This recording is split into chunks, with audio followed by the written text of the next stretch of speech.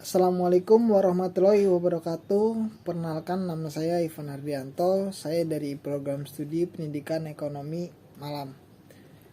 Di sini untuk memenuhi proyek UAS, saya akan membuat video dan saya akan menjelaskan tentang ekonomi moneter internasional dengan penulis Dewi Maharani Rangkuti dan penerbit LPPM Undikma.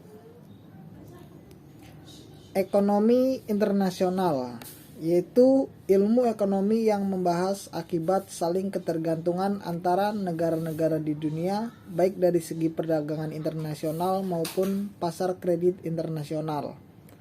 Sedangkan ekonomi moneter internasional adalah ilmu ekonomi yang secara khusus mempelajari sifat, fungsi, dan peranan serta pengaruh uang terhadap aktivitas perekonomian secara internasional. Pengaruh perdagangan internasional terasa pada harga, pendapatan nasional, dan tingkat kesempatan tenaga kerja negara-negara yang terlibat perdagangan internasional tersebut. Ekspor akan meningkatkan permintaan masyarakat dalam negeri, sebaliknya, impor akan menurunkan permintaan masyarakat di dalam negeri. Permintaan masyarakat akan mempengaruhi kesempatan kerja dan pendapatan nasional yang akan tergantung pada besarnya ekspor neto, yaitu selisih antara ekspor dan impor. Besarnya ekspor neto sangat ditentukan oleh nilai kurs mata uang negara yang bersangkutan. Misalnya, nilai rupiah turun dibandingkan dengan dolar Amerika.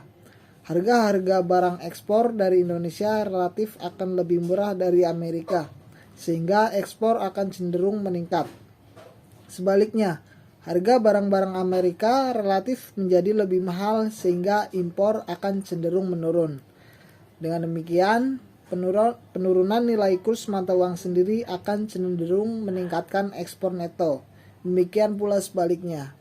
Jadi, kegiatan kejadian internasional akan mempengaruhi ekonomi di dalam negeri melalui pengaruh nilai kurs mata uang pada impor, ekspor, dan akhirnya permintaan masyarakat. Pengaruh pasar kredit internasional juga sangat penting dalam ekonomi internasional. Pengaruh ini terasa pada ekonomi dalam negeri. Bank-bank serta perusahaan-perusahaan besar dan perorangan dapat meminjamkan uangnya di dalam negeri maupun luar negeri tergantung mana yang lebih menguntungkannya. Keuntungan ini tergantung dari tingginya bunga yang ditawarkan oleh masing-masing negara. Jadi, perdagangan internasional adalah perdagangan yang dilakukan oleh penduduk suatu negara dengan penduduk negara lain atas dasar kesepakatan bersama. Meskipun perdagangan internasional telah terjadi selama ribuan tahun, dampaknya terhadap kepentingan ekonomi, sosial, dan politik baru dirasakan beberapa abad belakangan ini. Perdagangan internasional pun turut mendorong industrialisasi, kemajuan transportasi, globalisasi, dan kehadiran perusahaan multinasional.